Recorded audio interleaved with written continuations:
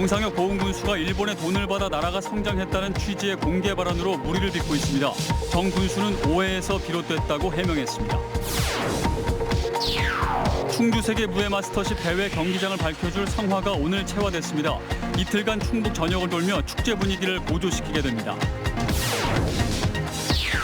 요즘 일선 소방관들이 벌과의 사투를 벌이고 있습니다. 산란기는 공격성이 강한 시기로 벌에 쏘이지 않도록 주의가 필요합니다. 해마다 시상하는 직지소설 문학상의 문호를 넓혀야 할 필요성이 제기되고 있습니다. 공모 주제가 제한적으로 응모작의 수준이 떨어지고 있다는 내부 평가입니다. 여러분 안녕하십니까. CJB 8시 뉴스 시작합니다. 최근 정상혁 보훈군수가 공개석상에서 일본을 옹호하는 듯한 발언을 해 논란이 일고 있습니다. 정치권과 시민사회단체가 즉각 기자회견을 열고 강력 반발에 나섰는데 정 군수는 오해라는 입장입니다. 박원 기자가 취재했습니다. 지난 26일 울산에서 열린 보훈군 이장단 협의회 워크숍입니다. 정상혁 보훈군수가 일본과의 갈등을 이야기하다 한국은 일본에게 5억 불을 받아 성장했다는 발언을 합니다. 새끼 밥도 못 먹고 산업시설 아무것도 없고 구미공단, 울산, 포항 산업단지 만드는 거 아니에요. 또 위안부에 대해서도 일본 국적 지인의 말을 빌어 한국인만 유독 보상을 요구한다는 이야기도 담겨 있습니다. 중국도 하고 필리핀도 하고 동남아에 다 했습니다. 그런데 다른 나라에 무슨 배상 가지고 그런 게 없습니다. 시민사회단체와 지역 정치권은 즉각 기자회견을 열고 정 군수의 역사 인식에 강한 비판을 쏟아냈습니다. 선열들에 대한 모욕 행위임을 밝히며 보훈군민과 충북 도민들의 양심으로 퇴진을 요구한다. 정상혁 군수의 무지하고 참담한 과거사 발언은 위안부 할머니에 대한 인격살인이며 하지만 정상혁 군수는 오해라며 억울하다는 입장입니다. 언론사 주필과 대학 교수 등의 말을 인용해 아베를 규탄해야 한다고 말한 것이 잘못 해석된 것이라는 겁니다. 인정을 못한다는 게 아니고 그래도 이 사람들은 이렇게 얘기를 하더라. 일본 사람들이 오해하고 있는 부분이 뭔가를 우리가 알아야 되잖아요. 한일 갈등이 고조된 상황에서 정 군수의 일본 옹호 발언에 대한 비난 여론은 당분간 계속될 전망입니다. CJB 뉴스 박원입니다. 2019 충주 세계 무예 마스터십 대회 경기장을 밝혀줄 성화가 오늘 채화됐습니다. 이틀간 충북 전역을 돌며 대회를 알리고 축제 분위기를 고조시킬 예정입니다. 구준혜 기자입니다. 개막을 앞둔 2019 충주 세계 무예 마스터십 대회를 천신께 고하고 성공 개최를 기원합니다. 우아한 군무를 선보인 칠선녀들이 대회장을 밝힐 성화를 채화합니다. 2016년 1회 대회 이후 3년 만에 성화가 다시 타올랐습니다.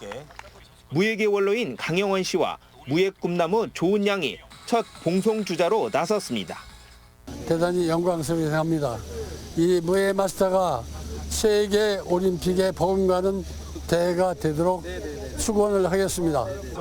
도청에 들른 성화는 직원들의 박수갈채 속에 본격적인 봉송길에 올랐습니다. 환송식을 마친 성화는 충북 도청을 출발해 도내 11개씩은 순회에 돌입했습니다. 도청에서 청주시청까지 1km 구간에서는 전국 처음으로 주자가 자율주행차를 타고 이동했습니다.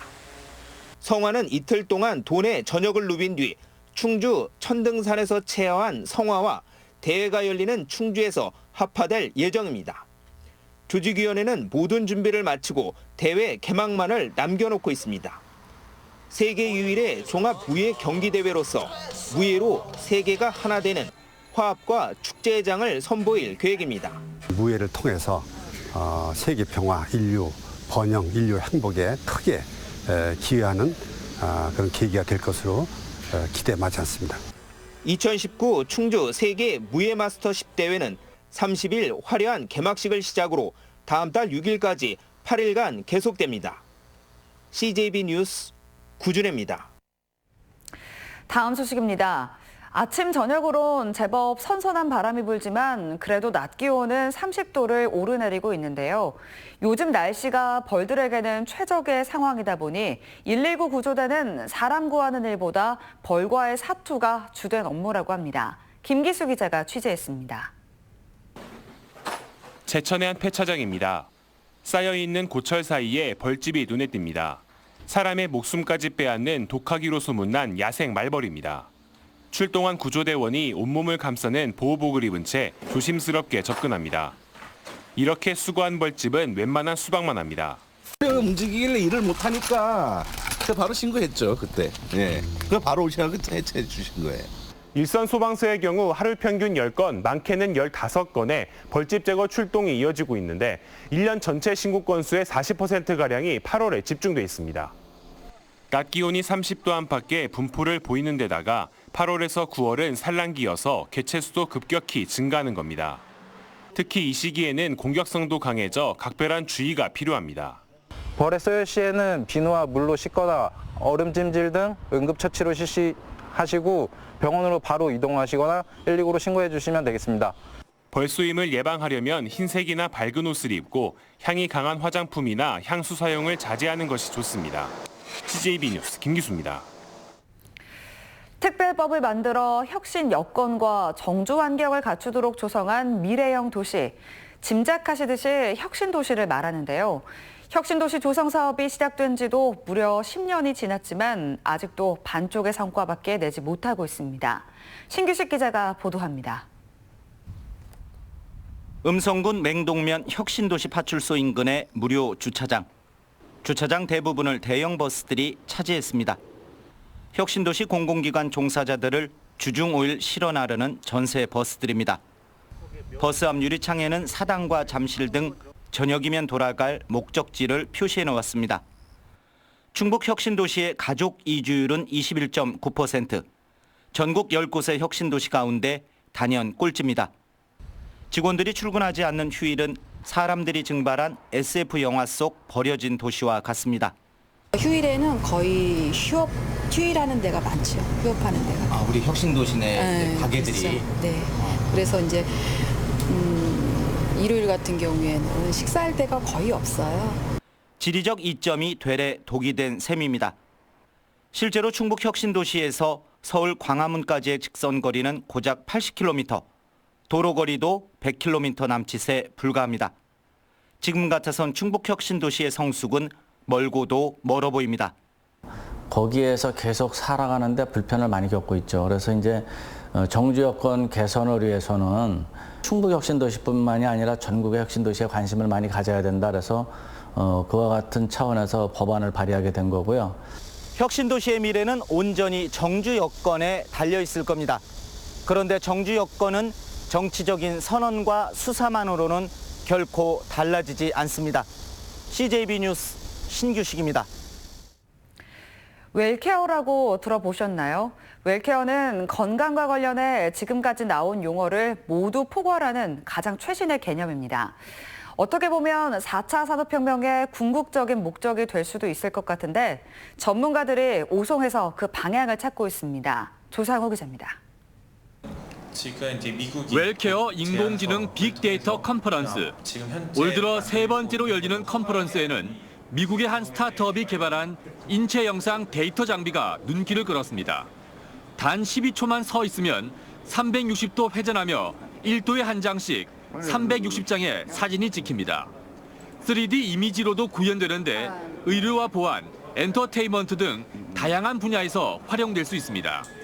The chief special effects engineer for James Cameron, responsible for Avatar, Jungle Book, other movies like Apollo 13, is the engineer who designed this device that you see today.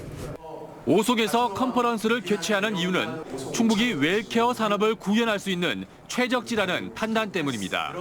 제천의 한방, 괴산의 유기농, 청주의 바이오헬스 등 충북은 그 자체가 웰케어라는 겁니다. 충북이 인공지능과 빅데이터 기술에 사활을 걸어야 하는 이유가 여기에 있습니다. 웰케어 산업은 천연의 충북 지역에서 가장 잘할 수 있고 웰케어 산업이 가장 잘 되기 위해서는 데이터 융합을 통해서 가치를 찾아주는 인공지능이 필수인 것이죠.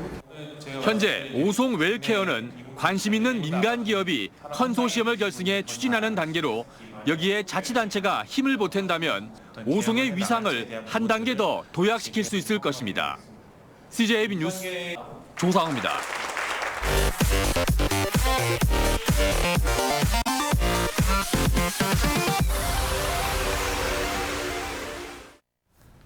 직지의 고장을 자부하고 있는 청주시에서는 해마다 직지 소설 문학상을 공모하고 있습니다. 대상 상금만 2천만 원, 적지 않은 금액인데요. 그런데 공모 주제가 너무 제한적이다 보니 이제는 벽을 허물어야 할 필요성이 생겼습니다. 홍우표 기자가 취재했습니다. 지난 2013년부터 시상하고 있는 직지소설 문학상 대상의 상금은 2천만 원입니다. 국내 굴지의 문학상과 비교해봐도 적지 않은 금액입니다.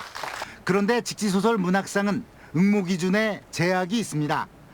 직지, 청주가 소재로 담겨야 하고 범위를 넓혀도 인쇄문화, 한글 문자의 발전 등을 다뤄야 하는 것입니다. 6번째 수상작까지는 이 기준을 따랐습니다. 그런데 올해는 미묘한 변화가 감지됐습니다.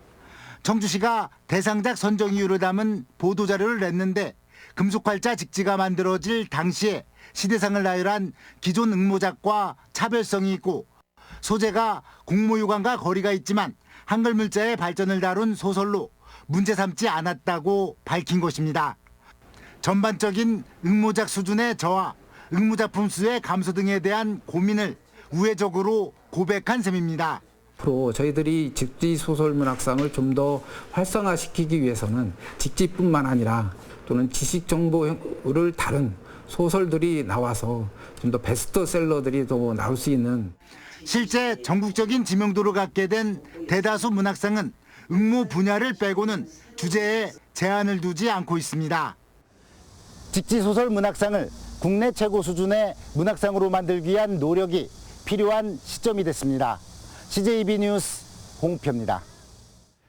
충북연구원이 일본의 수출 규제로 한국의 관련 산업 매출액이 1% 감소할 경우 충북에는 721억 원이 넘는 경제 손실이 발생할 것이라는 분석을 내놨습니다. 이는 2017년 기준 충북 지역 내 총 생산의 0.12%에 해당하는 규모라고 밝혔습니다. 충북 지역 소비자 심리지수가 리먼 브라더스 사태로 경제 위기를 겪었던 지난 2009년 이후 10년 만에 최악의 상태로 주저앉았습니다. 한국은행 충북본부가 오늘 발표한 8월 중 충북 지역 소비자 심리지수는 한 달 전보다 5.6포인트 하락한 90으로 집계됐습니다.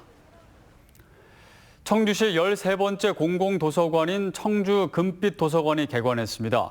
청주 금천동에 위치한 금빛도서관은 지하 1층, 지상 3층 규모로 건설됐습니다. 이상으로 시작 8시 뉴스를 모두 마칩니다. 시청해주신 여러분 고맙습니다.